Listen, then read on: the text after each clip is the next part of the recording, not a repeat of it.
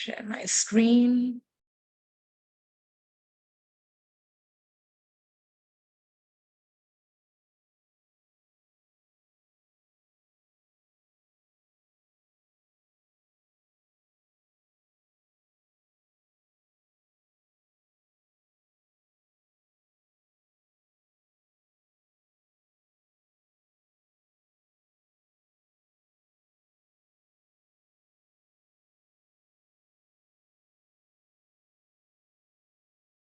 Okay, so we are good to go. And I hope my screen is visible to everybody. Yes, ma'am. Yes, ma'am. Visible? Yes, ma'am. Yes, and no more delay now. We are good to go.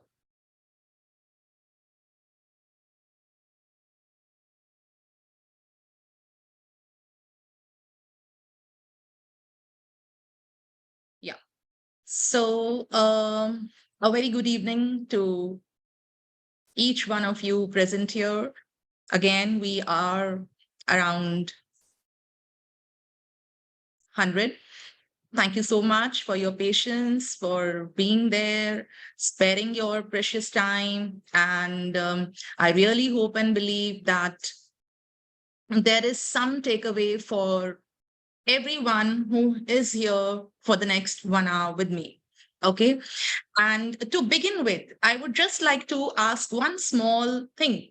In our English language teaching classes, have we ever felt that something has been lacking with our Bachelor of Education programs? Something missing. They did not teach us how to teach spelling, or did we try teaching spelling and then kind of gave it up? What all has made you kind of join today's session? What was it? Something that, oh my God, I really need help and help is here, or we had totally forgotten about this aspect because of the mad rush of completing the syllabus and the pressure of correcting notebooks and answer, scripts. Today's session, the reason I want everybody to introspect and figure out what was the reason for joining today's session. Were we all looking for something badly, right?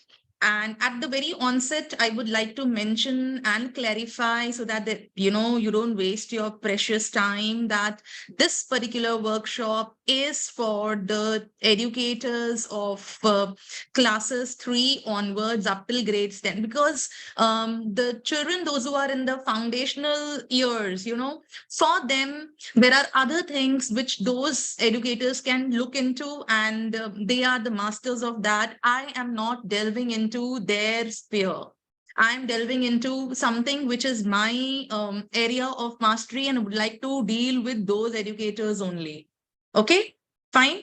So one common thing which we all see, face, agree, that English spelling is crazy.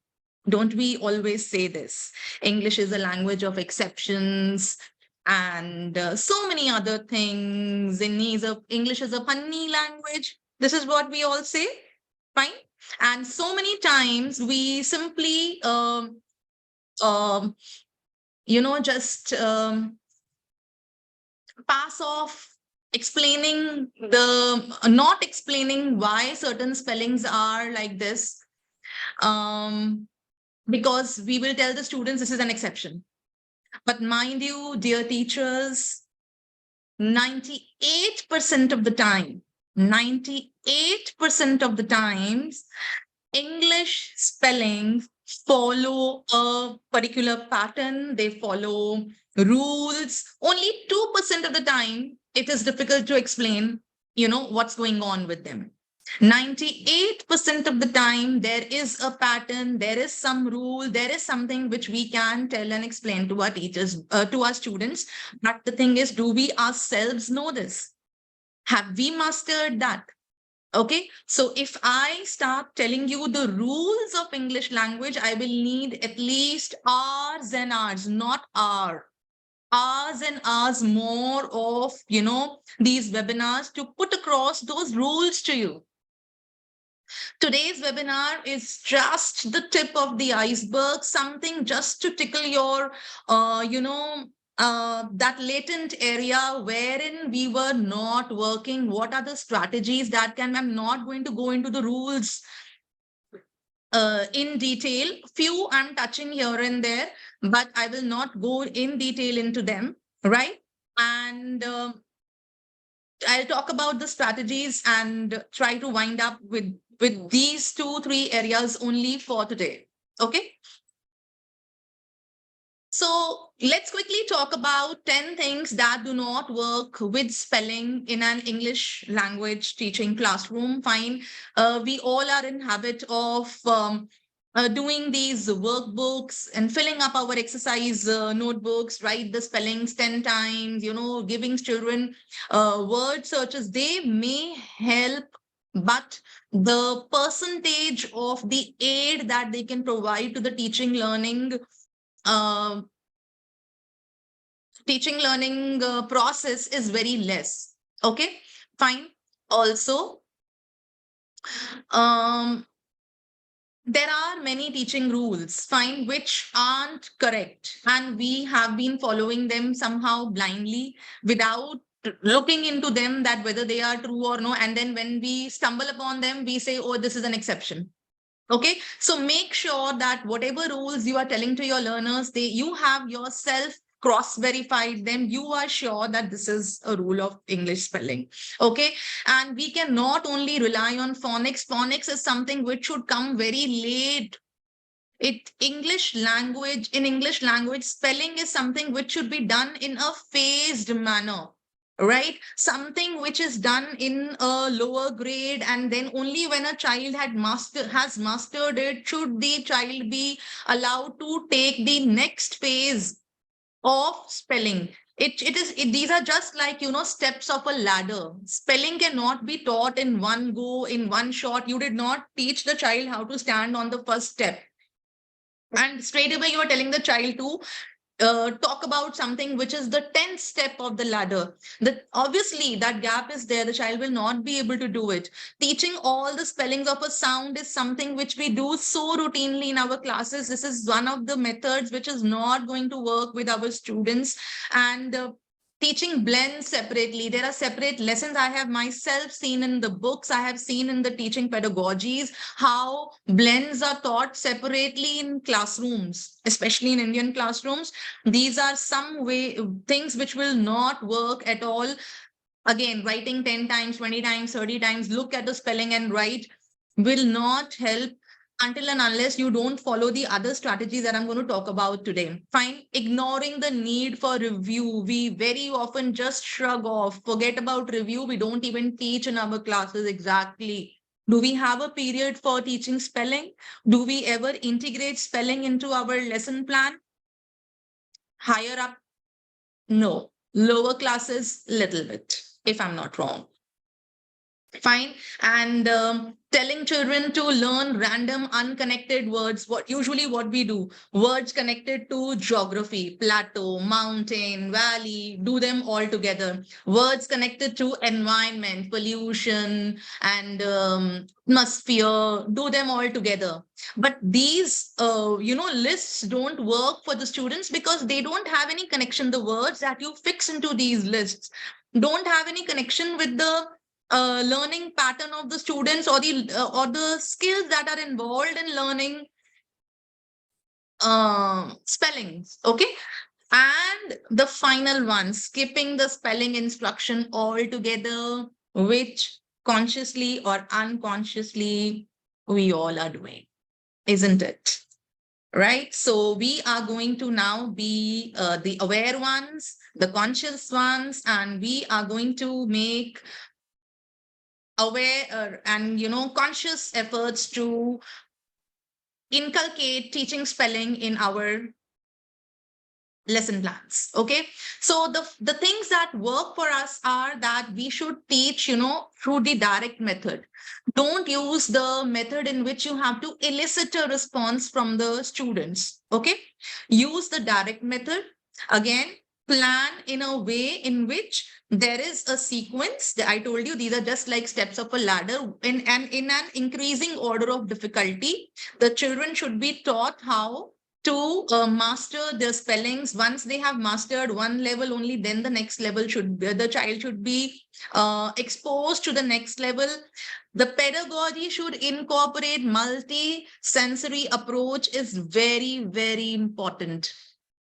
Now with the coming in of NEP 2020 and all, we are all the more aware about this. Fine. So spelling is not only about sound. Spelling is not only about visual, impact.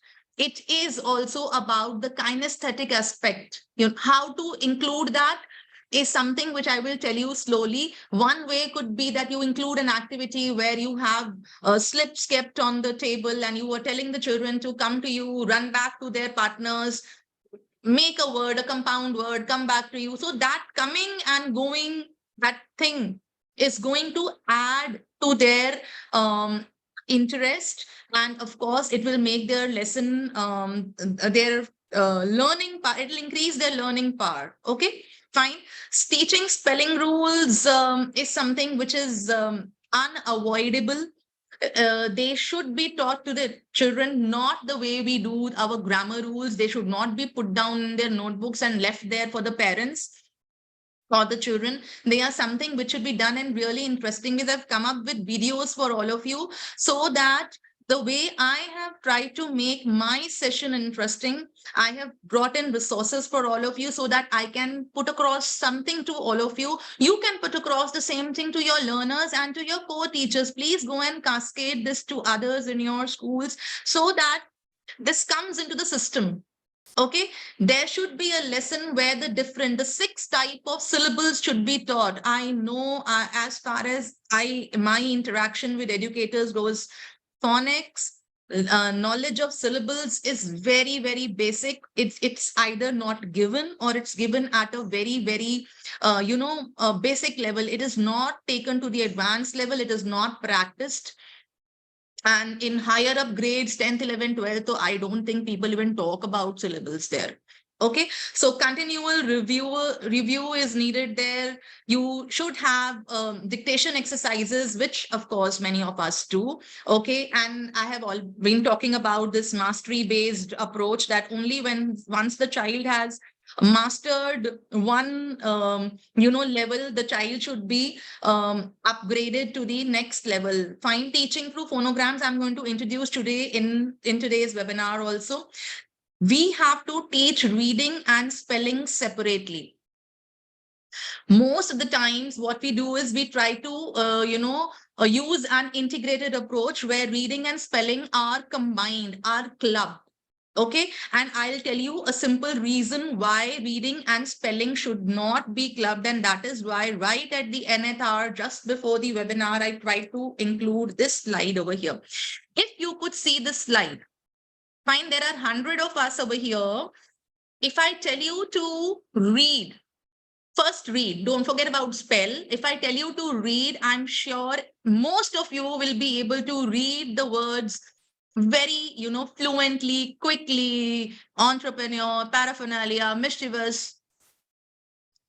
And if I tell you to spell these words, out of the 100 of us, those who are here, including me, it will take me a I-S, where to put the double N and then, write the spelling. I will have to think at least for 1 or 2 more seconds for each word, right? And suppose these spellings had not been put in front of you. Suddenly you have to write any one of these. It takes a second more than reading. So the pace of reading, how a child picks up reading is faster. And the pace at which a child picks up spelling is slower. Hence, reading and spelling should not be clubbed.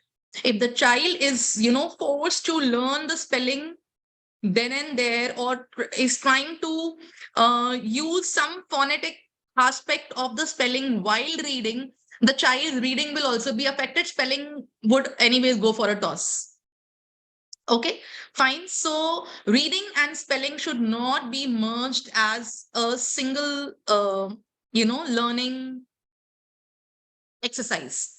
They have to be separate lessons for reading and spelling. Now, children are naturally either good spellers, so you will absolutely have no problem with them. They'll be your best students, just tell them any spelling and they'll write it, any answer, they'll write it. But then there are children in all classes, right from class 1 to class 12. Children, those who need all the help that they can get. They really need a lot of hand holding. And my session is for these children, not for the gifted ones, not for the ones who have read a lot, who are masters. Naturally, spellings come to them, So we have to deal with, and they are the major chunk. The ones who need hand holding are the major ones, considering the various, levels of children, those we have in our classrooms these days. And the next question to you, are you teaching syllables in your class? Are you teaching phonemes in your class? Are you teaching morphemes in your class, graphemes in your class? And I hope to get a big yes, but I'm sure it's yes, okay, no, sometimes, not always. I know that. I'm also a teacher. And till I had not started doing these webinars, I was also unconsciously not doing all these. But now I make a sincere effort, but at the cost of something else. I do this in my classes so that the aspects which were being ignored are now taken care of. Okay. So I will not talk about syllabus. I cannot talk about phonemes, morphemes. If you say, ma'am, we don't know even this, it'll be really difficult for me to continue with the webinar here. But I'm giving you a small video to explain to you, as well as to your learners, what are syllables. Okay, so a short clipping I have brought in here. Let's try to see how to figure out syllables. Many of us do the chin test, like blackboard. We do the chin test, fine. So that is one way of doing it. And the other way is the clap one. And it's here for all of us. So if we could just see it for 1 minute. Jack Cartman, Kids Music Channel.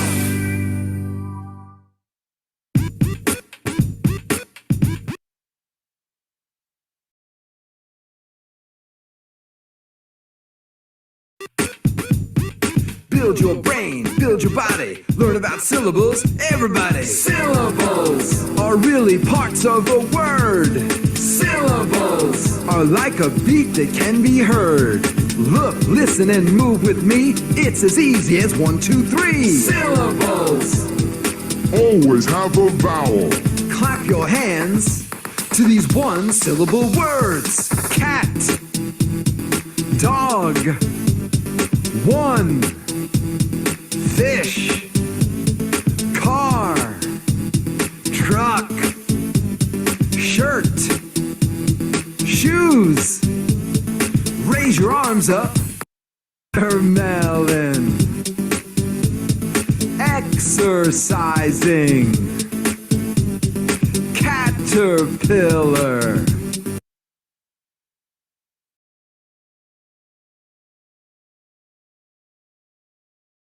February.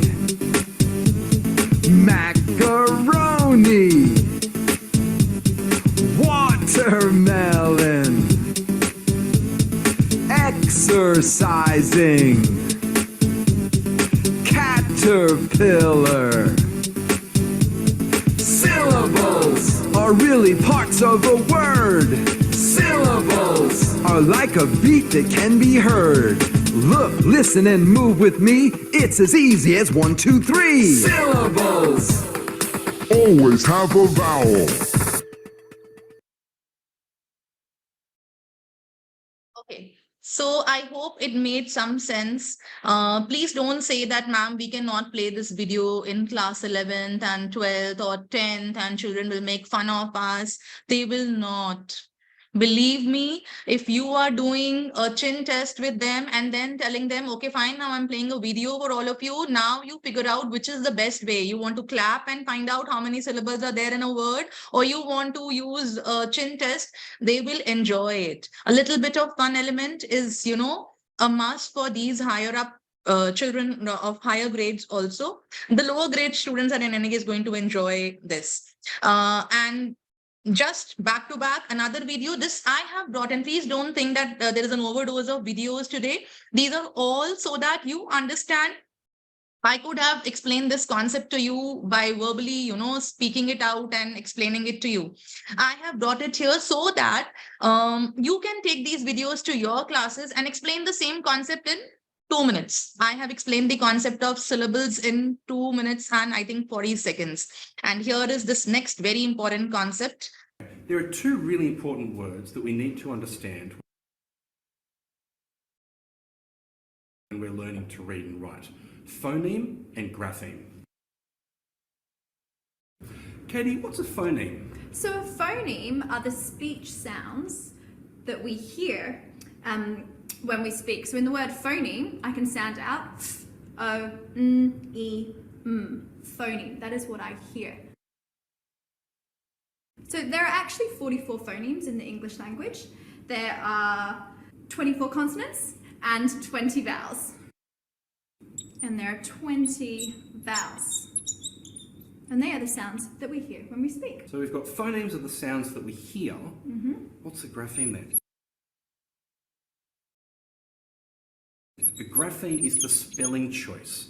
So we've got here speech. Katie's chosen to use the letter S to represent the S sound. So a grapheme is the spelling choices that we make.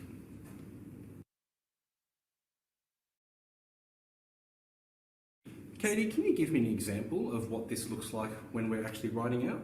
Well, I can see up on the word phoneme and grapheme that we both have the sound f, as in dolphin, but you are not choosing to use the letter F. You are actually using the PH, making the sound f. So this phoneme is f, but the grapheme is PH that represents that sound. So in the word ant, I can hear a, n, t, but the graphemes that I write are a, n, t. So you can see that different spelling choices will give you different phonemes. Let's take a look at another example. Katie, can you help me understand the phonemes in this word? Well, if I sound this word out, I have b, a, b, e. But I can see you have the letter A in both of these words, but in this word, the phoneme is a, but in this word, the phoneme is a, b, e. But the grapheme that you've used is the same, it's the letter A, but it makes two different sounds. It's really important that you remember and understand what a phoneme and a grapheme is.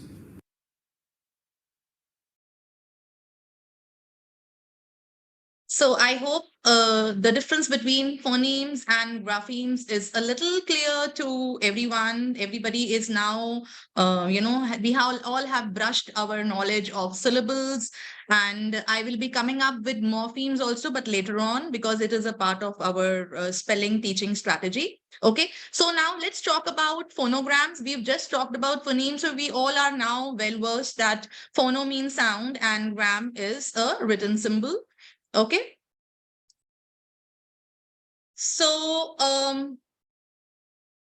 this word has been taken from the Greek language, right? And it means the written form of symbols. And the importance of phonograms is that they will make your learners reading and spelling fast-paced, fine. Obviously, teaching of phonograms has to be phased just as spelling, because it's a part of teaching spelling, so it has to be phased. Now that we are in this techno-savvy world, just on a click away, you have phonogram apps. They are wonderful. I've tried them. I've used them. They are beautiful. Fine. So there are phonogram apps. There are these simple games which you can just send the link to the children and they can play on their own.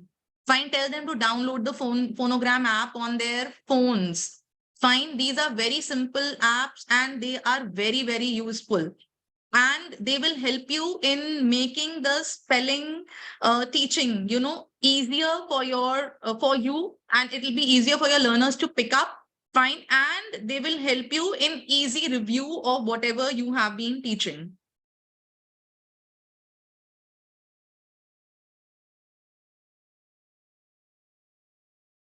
And one more When we video. speak, we blend sounds together quickly to form words. To say the word ham, for instance, we blend the sounds To tell you how to Segmenting is the segment opposite words. of blending. When we segment a word, we say each individual sound separately. A student who can segment words into basic sounds can spell much more easily. We teach segmenting with colored tokens, but you can use coins or pieces of paper just as well. As students say each sound, they pull down a token. I want to point out that in this segment, your student is not writing the word. They're orally segmenting the word using the tokens to represent each sound. We start with short words that have initial sounds that are easy to hold, like see and may. These words are easier for your student to segment the words into their individual sounds. We continue with words that aren't as easy to hold, like g, o, k, e, and p, I. Have you ever tried to hold the letter K? I can't do it. After learning to segment words with 2 sounds, we can go on to words with 3 sounds, such as ship, sh, I, p. Segmenting is used throughout the All About Spelling program. It helps you students learn to hear the sounds of individual words, including multisyllabic words such as pumpkin, so each sound can be represented with written letters. As you can see, segmenting words into basic sounds makes spelling a whole lot easier.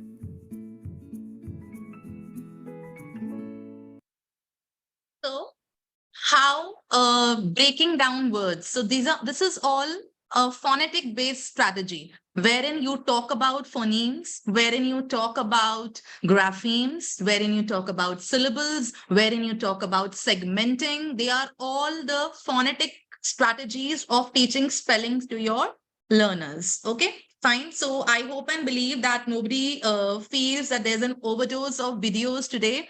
I repeat that whatever is being said in these videos, I could have explained this to you verbally also, but I wanted to show you that just whatever I want to say verbally can be done with the form of a video and perhaps in a interesting way. So you can take these videos are available on the internet. Just Google them out. You will get them. So show them and you will get many more. These are my choice of videos. You could get yours. Right? And please use them with your students. Now, rule-based spelling strategies. Fine. Now, if I talk about rules, there are many rules. There are rules and there are many. Okay. So as I told you earlier that if I start telling you the rules, I will need so many more hours to tell you the rules. Those rules you have to look up which is the rule as per the level of your children, which rule you have to tell in your class. Are you taking up grade 3? Are you taking up grade 6? Are you taking up grade 9? Wherein so many rules can be taken up together. Okay, fine. So let's try and look up some simple rules which I thought that we as educators should also know, and they'll make today's session a little more fun. So I kind of, brought them here. So the first rule out of the so many is the kids club rule. So I first and foremost like the name itself. We all know the rule. We all know the spellings. Fine. But do we know the way of explaining it to students? Have we ever told this to our students that the alphabet, the grapheme C says S before E, I, and Y alphabets, vowels? Have we ever told this to our students? Have we explained this that the grapheme C says K before everything else? Okay, so any day in your classroom, in your grade 9, 10, 11, any day in your classroom, one day when you are talking about vocabulary, or the lesson has just finished and you want to do, a 5-minute spell check with them, why not show such kind of a clipping uh, to your students, and probably they'll be happy and they'll get to know of a rule. The Kids Club rule explains when to use C or K at the beginning of a word, as in keep, camp, and craft. Each of these words start with K, but how do you know whether to use C or K?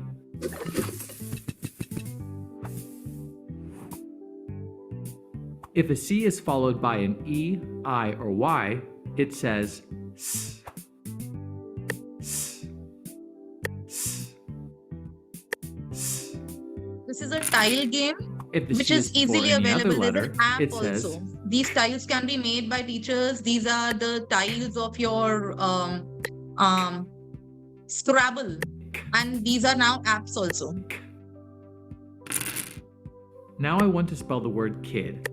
I don't know whether to use C or K, so I put in a blank blue tile for the K sound. We always try the C first. Does C work? No, Why not? because the C says S when it's in front of the letter I. What would this word say then? Sid.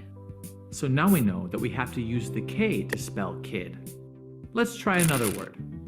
I want to spell the word club. Remember, we try the C first. Does C work? Yes. Great! What does this word say? Club. Here's an easy way to remember whether to try the C or K first. C comes first in the alphabet. Can be told to the and younger K comes students. second. This is the same order Grade in which 3, you try grade the 4. letters when building a word. So that's the Kids Club rule. This rule is reliable for tens of thousands of words. Happy spelling! Okay. And then I am getting an indication that in the next 3 minutes, this meeting will just, wind up. So please join through the same link. And I hope and believe strongly that we will be able to join without any glitch this time. Okay. So yeah, the silent E rule. So my question to all of you, dear ones, is that were you ever taught the various jobs of a silent E? And have you ever taught the various jobs of silent E in your classes, grade 3, grade 4, 5, 6, grade 12? Have we ever taught this? Okay. I really wish, hope, and believe that many of us say yes, but then we know the answer. Okay, we'll do it in 1 or 2 classes in our younger standard 3, standard 2, and then we'll forget all about it. Okay, if we could bring up this simple poster in the class one day, on your smart board, maybe on the chalkboard, just write this and make 4-5 arrows and write down how E works. I think it is wonderful. I don't have to read out each and everything for you. I'm not explaining you the rule over here. I'm just telling you the way of teaching it in the class. Okay. So today my focus is not on explaining the rule, how this silent E works. My motto today is to take this up in the class here and there so that this lacuna can be filled up. Okay. Where we have lost the track, let's bring everybody, all of us and the children back to the track. Okay. So this could be one way of doing it. And believe me, it's really interesting. If you could give them 10 words each, 10 following rule 1, 10 following word 2, 10 following word 3. Okay. And you put them in the form of a worksheet. You don't want to make a worksheet. You put them up on the chalkboard. Tell them to segregate rule wise. The rule will be revised. They will get to know the function of the silent E. So these are our ways, how we use these, and how now that we have created this gap, how we bridge the gap. It's all up to us how we do it. Okay, fine. And this is a very cute rule. Fine, the floss rule. how the word, the consonant at the end of a word gets doubled, and when it doesn't get doubled, and then there are exceptions to the rule also. Okay, fine. But mind you, exceptions are only 2%. 98%, we have proper pattern over there. Okay. Now, in some classes, you may show this chart to them, this poster to them, while in the others, you may show the video. I'm starting the video. We may just, get stuck in between. We will rejoin then. Okay. Fine. And I have two different variations of the rule for everyone here, for the lower grades and for the higher grades. Let's try and see this one first. We will rejoin. Everyone, we will The rejoin. floss rule explains when to double a consonant at the end of short words, as in stuff, fill, and glass. Why do we call it the floss rule? Well, at the end of one-syllable words, we often double the letters F, L, and S when they come right after a single vowel. The word floss follows this rule, and it contains the letters F,